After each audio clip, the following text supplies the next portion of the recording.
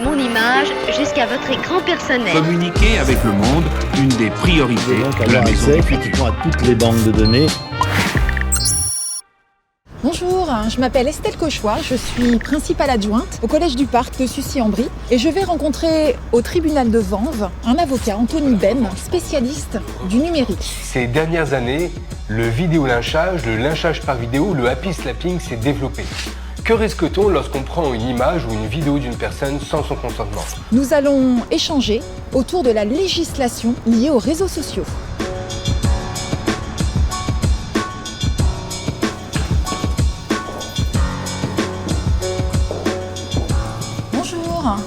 Bonjour.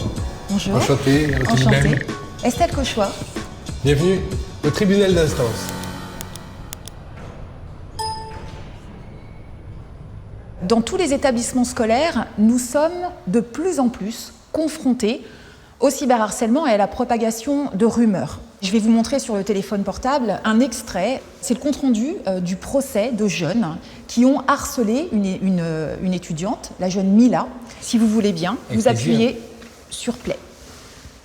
En janvier 2020, sur les réseaux sociaux, la jeune fille s'était exprimée sur l'islam de façon véhémente. Elle avait reçu en retour 100 000 messages de haine et de violence. Mettez-lui un coup de machette de ma part. Si elle continue comme ça, ils vont finir par la crever. Ceux qui la défendent méritent de crever aussi. Aujourd'hui, une personne a été condamnée à 6 mois de prison avec sursis pour menace de mort. 10 autres à 4 et 5 mois de prison avec sursis pour harcèlement. Dans l'affaire de Mila, le juge a voulu être, tout de même, il faut le relever, exemplaire. A voulu faire passer un message, justement, que la justice répond présente à ce type d'actes délictuels, car il faut le rappeler, ce sont des délits. Alors est-ce que vous, en tant qu'avocat, vous avez remarqué une augmentation des poursuites liées à des propos tenus sur les réseaux sociaux ? Je pense que la France a pris conscience de l'évolution du phénomène d'harcèlement numérique. Néanmoins, au-delà du cas de Mila, il y a une vraie impunité, car au quotidien, les juges ne sanctionnent pas. Et ce sentiment d'impunité provient de cela. Les élèves ont tendance à oublier, finalement, l'essence même du principe de la liberté d'expression. On ne peut pas tout dire. J'ai noté des paroles d'élèves que j'avais recueillies lors des différentes formations. Donc si vous voulez les lire et les commenter... Les réseaux, c'est la vie privée. Pas du tout. Les réseaux sociaux, c'est pas la vie privée. C'est pas un journal intime. On peut pas rentrer chez soi et dire ce qu'on pense. Les comptes TikTok qui sont privés, ils sont privés pour le grand public, mais néanmoins, ceux qui sont abonnés, ceux qui voient ce que vous postez, ça peut être considéré comme public. Comme je suis anonyme, je risque rien, pas du tout. L'IP laisse des traces, l'IP de l'ordinateur, l'IP de la connexion Internet, tout laisse des traces. Ça va, ce ne sont que des mots. Les mots peuvent être aussi durs et préjudiciables que des coups. Que deviennent les posts sur Internet ? Si on ne fait pas de démarche, ou si les démarches que l'on fait ne donnent pas lieu à un retrait, tout reste ad vitam aeternam. Alors justement, on a l'exemple de jeunes adultes dont la vie a basculé parce que des posts qu'ils avaient écrits lorsqu'ils étaient mineurs notamment ressortent des années plus tard. Il y a l'exemple qui est connu par les jeunes, de la chanteuse Ménel pour The Voice. Ménel Ibtissem avait fait un mauvais buzz après son passage dans l'émission The Voice sur TF1. Dans des anciennes publications de 2016 sur Facebook, elle remettait en question le caractère terroriste de l'attentat de Nice. Eh bien, la chanteuse a décidé de quitter le concours de chant. Elle vient de l'annoncer sur les réseaux sociaux et je vous propose de l'écouter tout de suite. Je n'ai jamais songé à blesser qui que cela soit, et la seule perspective que mes propos soient source de peine me heurte. J'ai donc pris aujourd'hui la décision de quitter cette aventure.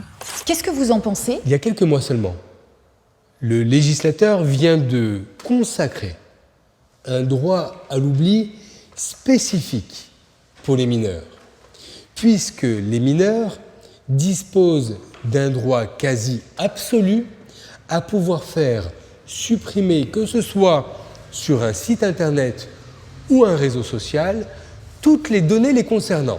Mais il faut savoir qu'entre le droit, la théorie, le code, la loi, et la pratique, mon monde à moi, des tribunaux, des juges, pour faire en sorte que le droit soit appliqué, soit exécuté, il y a un écart, un abîme. Et même s'il existe des textes, il faut toujours être prudent. Et c'est ça finalement le message. Est-ce que vous, demain, lorsque vous postez quelque chose aujourd'hui, vous serez en mesure de pouvoir dire « j'assume encore, j'assume toujours ». On a des élèves qui utilisent des groupes WhatsApp ou Snapchat sur les classes. Qu'est-ce qui se passe lorsque un élève insulte sur un réseau privé de classe? Évidemment, un élève qui insulte sur un réseau privé Snapchat ou autre encourt des sanctions.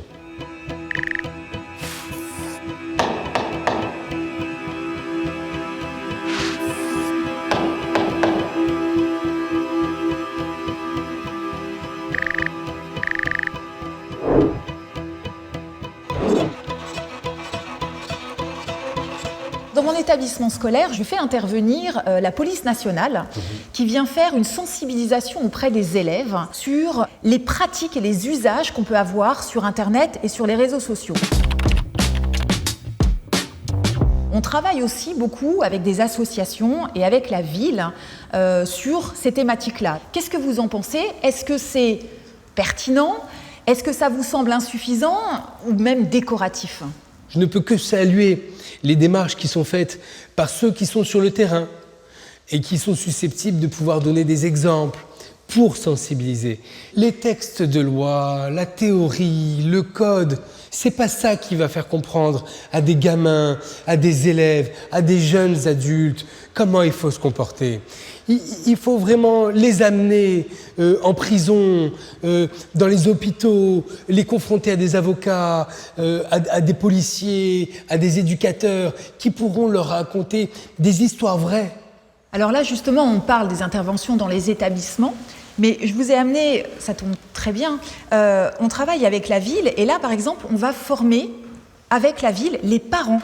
Et là, vous avez une conférence débat qui est organisée et qui est gratuite sur les harcèlements et la cyberviolence. Qu'est-ce que vous en pensez de ces partenariats? Je trouve que c'est une excellente idée pour deux raisons qui me viennent à l'esprit. La première, c'est qu'on a tendance à vouloir faire supporter sur l'enseignement un poids trop important sur l'éducation des enfants aux réseaux sociaux.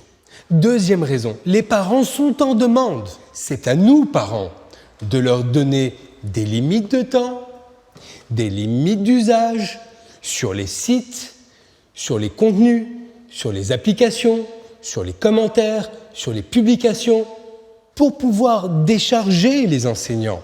Écoutez, merci beaucoup vraiment de cet échange qui a été très instructif pour moi. Merci à vous.